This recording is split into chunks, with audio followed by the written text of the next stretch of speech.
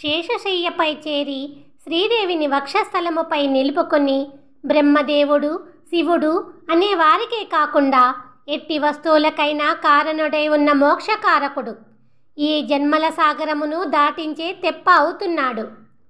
పూలతో నిండిన నిండు నీటి సరస్సున ఉన్న ఏనుగు దుఃఖమును పోగొట్టిన స్వామి, అందమైన చల్లని తులసిని కలిగి ఉన్న స్వామితో ఉన్న సంబంధమే మనలో చేరి ఉన్న భయంకరమైన పాపపు బాధలను దుఃఖమును పోగొట్టి దుఃఖమే లేని గొప్ప మోక్షమునకు కారణమవుతున్నది.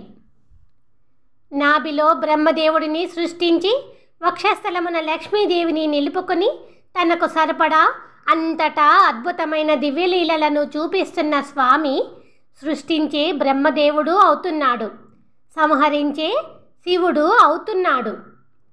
అవధులు లేని ఒక గొప్ప ఆనందపు ప్రదేశమును చేరాలి అని అనుకునేవారా 5 ఇంద్రియములను నిగ్రహించుకొని పాపములో ముంచెత్తే 5 జ్ఞానేంద్రియముల భ్రమలను తొలగించుకుంటూ రాక్షసులను చంపిన స్వామి ఎడతెగని కళ్యాణ గుణములను కీర్తించడానికి వచ్చి చేరండి. ఎడతెగని జన్మలను నాశనము చేసేవాడు, అవధులు లేని ఆదికారణుడు, ముల్లోకములను రక్షించే దేవాదిదేవుడు, ఆ సర్వేశ్వరుడు, ఆ పరమపావనమూర్తి హయగ్రీవుడై కూర్మమై మత్స్యమై మానవుడై అవతరించెను. లోకములను కొలిచిన పరమపావనమూర్తి అయిన వామనుడి అందమైన దివ్య పాద పద్మములపై పూలను మాలగా చేసి వేయగా ఆ మాలనే వచ్చి శివుడి నెత్తిన పడి ఉండడం చూసిన అర్జునుడు నిజమేమిటో తెలుసుకొని పచ్చని తులసి కలిగిన ఆ పరమాత్మ ఎదురుగా ఉన్న ఈ శివుడు ఒక్కడే అని ఎవరూ చెప్పకుండానే తెలుసుకోగలిగెను.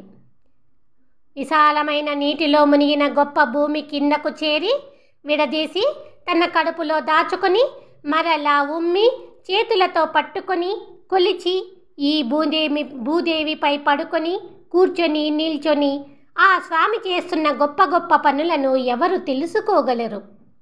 విశిష్టమైన గొప్ప వైకుంఠములో ముక్తిని పొందిన ఆత్మలతో సహా చిన్న అణువునైనా వదలకుండా అంతటా నిండి ఉన్న స్వామి ఆ శ్రీకృష్ణుడి గురించి తెలుసుకొని ఇది ఆ స్వామి తినే ఆహారము అంటూ చెప్పగలిగితే ఈ లోకములు అన్నీ కూడా ఒక ముద్దకు రావు.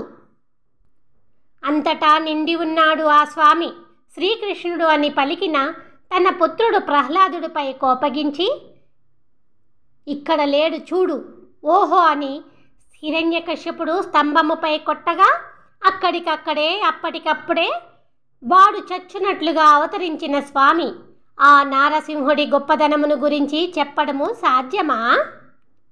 అన్ని లోకముల మధ్య ఉన్న ఈ ప్రపంచములోని అన్ని వస్తువులకు సహాయకారి అయి నిమిత్త మాత్రుడై ఉన్న నా స్వామి నరకములోకి వెళ్ళనీయకుండా మహిమ కలిగిన మోక్షమును ప్రసాదించగలిగిన స్వామి కారుమేఘము వంటి శ్రీకృష్ణుడిని నేను చూడగలుగుతున్నాను. ఎర్రని కన్నుల నల్లని దివ్య శరీరపు స్వామి గురించి తుమ్మెదలు తిరిగే తోటల తిరునగరిలో నివసించే శటకోపులు అనే నమ్మాళ్వారు గానము చేస్తూ చెప్పిన అర్ధవంతపు 1000 ద్రవిడ పాశ్రములలోని ఈ 10 పాశ్రములను మనస్ఫూర్తిగా చదవగలిగిన వారు తమ జీవిత తదనంతరమున అన్నిటిలోకి గొప్ప స్థానమై ఉన్న ఆ వైకుంఠమునకు వెళ్ళి అక్కడే ఉండిపోగలరు.